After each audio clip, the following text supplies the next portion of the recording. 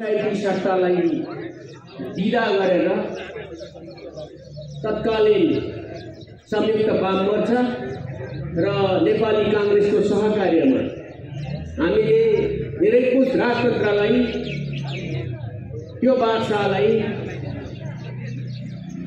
सत्ताको घोडाबाट भुइँमा खसालेर जनताले दिएको घाँस खाएर बस, काठुमा कुलो खाएर बस, अन्यथा खैरेत हुँदैन भनेर तल झारेर संवैधानिक राजतन्त्रमा झारेका थियौँ र संविधान निर्माणको प्रक्रिया जारी थियो।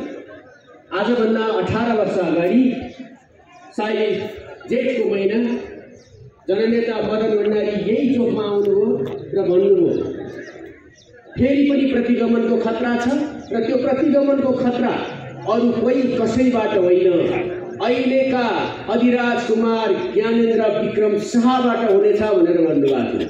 इतिहासले यो कुरा 3 पल्ट प्रमाणित गरेको छ र नेकपा एमाले त्यो एउटा तागत हो। जननेता मदन भण्डारीले हिजै मुलुकको भविष्य देखाएको, खतराहरू देखाएको, चुनौतीहरू देखाएको र राजतन्त्र जब ठाउँ पाउँछ तब राजतन्त्रले गडबड गर्छ भन्ने कुरा सङ्केत गर्नुभएको थियो। त्यही कुरा आज 3 पल्ट भइसक्यो। अब त्यो नेकपा एमाले यो मुलुकमा जिउँदो छ भन्ने कुरा खुद ज्ञानेन्द्र शाह, उनका हतियारहरू र समाप्त भइसकेको, इतिहासले रक्षणमा फालिदिसकेको राजतन्त्र फर्किन्छ भनेर आउने चुनावको तयारी गरेर हिँडेका कतिपय साथीहरूलाई पनि म भन्न चाहन्छु, गङ्गा उल्टो बग्दैन। जहिले पनि गङ्गा सुल्टो बग्छ र नेपाली जनताले राजतन्त्रलाई समाप्त गरेको इतिहास हो। अब भविष्य होइन, आजको वर्तमान पनि होइन। त्यसकारण केही समय वितण्डा बचाउन सकिन्छ।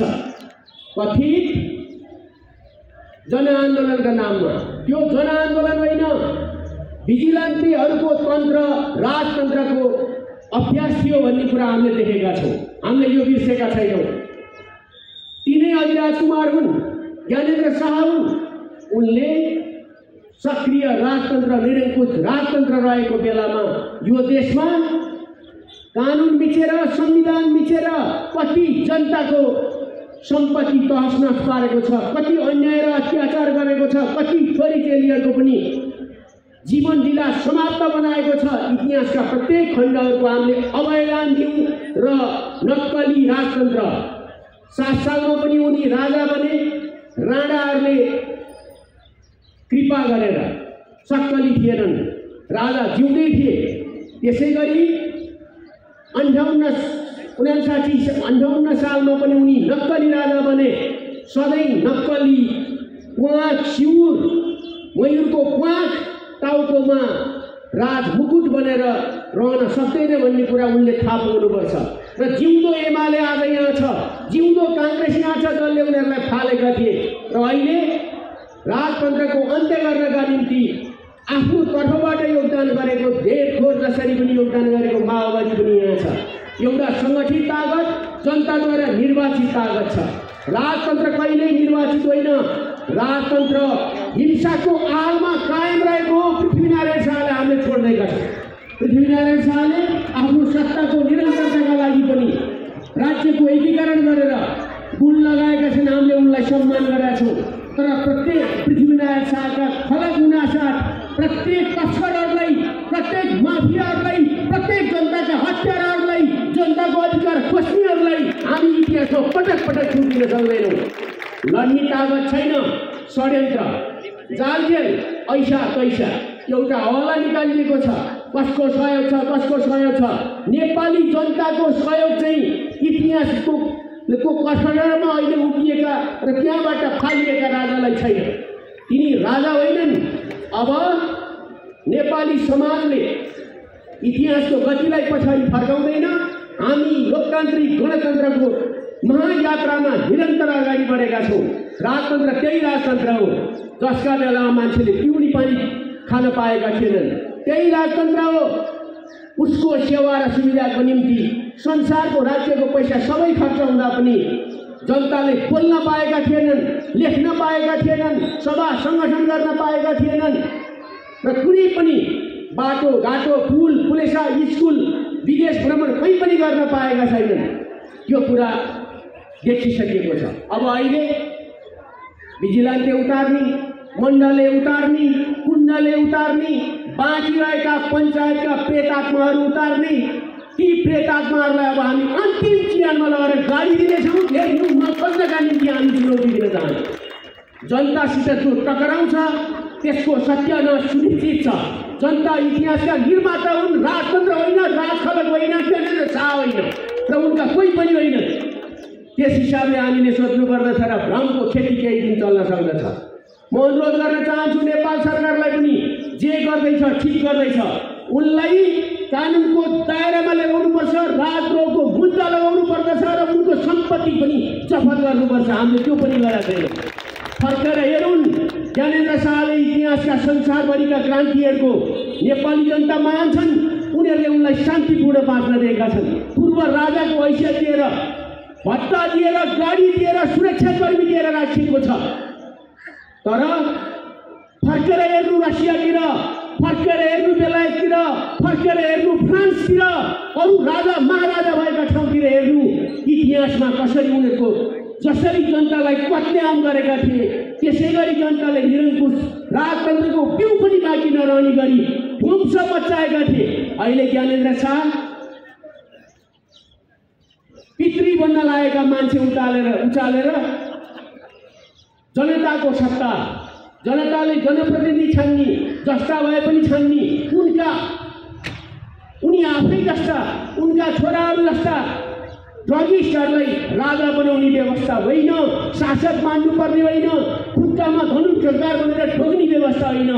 नेताहरूसित आँखामा आँखा जुलाएर, नाकमा औँला पुर्याएर जवाबदेहिता माग गर्ने व्यवस्था हो यो लोकतान्त्रिक गणतन्त्र। त्यसका निम्ति जनताले आहुति दिएका थिए, त्यसका निम्ति बलिदानी गरेका थिए, त्यसका निम्ति जेलमा बसेका थिए, त्यसका निम्ति अनेकौँ वर्णन गर्न नसकिने यातना सहेका थिए। त्यसैले नेपाली जनता राजतन्त्रको नरक यात्रातर्फ जाँदैन, गणतन्त्रको एउटा विशाल राजमार्गतर्फ लम्किन्छ भन्ने कुरा तपाईँ हामी सबैले बुझेका छौँ। आज हामीले यति मात्रै भनेका छौँ, यति मात्रै होइनौँ। आज हामीले थोरै साङ्केतिक भनेका छौँ र फेरि पनि जनसागर उत्रियो भने उनीहरूको कुनै पनि अस्तित्व र खैरियत बाँकी रहनेवाला छैन। एकता राख्नु र शान्तपूर्वक आफ्नो थान्कोमा बस्नका निम्ति हामी पूर्व राजालाई भन्न चाहन्छौँ।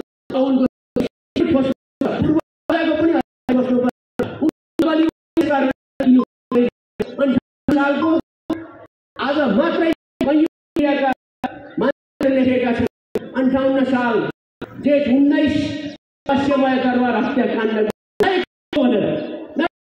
भूमिगत त्यतिखेर राजनीतिक दलहरूले छुट सधैँ छुट दिँदैनन् र मदन भण्डारीले भनेकै थियो, आँखा नचम्काऊ, हात नलम्काऊ र अन्तिम रूपमा आफै सिकिसकेको इतिहासले पटक पटक सिकाएको तन्त्र अब नेपालमा फर्किँदैन। कतिपयले भनेका छन् हामी आत्मेका छौँ, तर्सेका छौँ। हामीलाई थाहा छ बिपी कोइरालालाई देश निकाला गर्ने कुन तन्त्र थियो जसले लोकतन्त्र माग्यो, पुष्पलाललाई अस्तु समेत ल्याउन नदिने कुन तन्त्र थियो, त्यो त्यही निरङ्कुश राजतन्त्र थियो। आज उनीहरू जुलुस गर्न पाएका छन्, जुलुस मात्रै होइन पुलिस प्रशासनको हतियार खोज्न पाएका छन्। यो लोकतन्त्रले दिएको छ, तर अब कानुनको उल्लङ्घन हुन सक्दैन। उनका सम्पूर्ण सुविधा खोसिनु पर्दछ, उनलाई मुद्दा चलाइनु पर्दछ र उनले दिएका सम्पूर्ण सुविधाहरू पनि अब जनताले उहिले किरा गरेको राजतन्त्रलाई आफ्नो करबाट त्यो तानाशाही राजतन्त्रको प्रेतलाई श्राद्ध गर्न गान्तोकजी जस्तै भए पनि महिनामा 85,000 को घर भाडा समेत दिएर राखिएको छ। अहिले पनि नागार्जुन दरबार पनि दिएको छ, त्यो जनताको सम्पत्ति हो। त्यसकारण उनको आफ्नो सम्पत्तिमा उनी रमेर बसुन्, यो खालको कुरा हामीले भनेका छौँ र राजतन्त्र ढुक्काउनुहोस्, निर्धक्क हुनुहोस्। नेकपा एमाले जिउँदो रहँदासम्म कुनै पनि खालको प्रतिगमन र पश्चगमन यो देशमा सम्भव छैन। जुनसुकै तहको बलिदान, त्याग र तपस्या गर्नका निम्ति एमाले पूर्ति तयार छ, लाखौँ लाख जनता तयार छन्। हामीलाई कुनै लुटेराहरू चाहिँदैन, मलहरू लुट्दै हिँड्ने, जनताको घरमा आगो लाउँदै हिँड्ने लुटेर अन्त अहिले नै हेरचाह गर्नुहोस्। तपाईँ हामी जिउँदैछौँ ६५-६३को ऐतिहासिक शान्तिपूर्ण जनक्रान्तिमा सामेल भएका आम जनता छन्। 50औं लाखको जुलुसले सिँगै रिङ रोड हेर्दा, नारायणजी हेर्दा त्यतिखेर उनलाई त्यो हुल नारायणतिर लगिदिएको भए हालत के हुन्थ्यो? चोक्टा भएर हड्डी पनि नभेटिने गरी उनका परिवारको सत्यानाश हुन्थ्यो। हामी त्यति जिम्मेवार हौँ। आज एक दिन उनलाई प्रदर्शन गर्नका निम्ति छुट दिँदा जिउँदै सञ्चारकर्मी चलाएका छन्। यतिकै हिँडेका मान्छेहरूको घरहरू हानेका छन्। दुनियाँ वितण्डामा चाहेका छन्। यो वितण्डाको छुट छैन। यो कानुनी राज्य हो।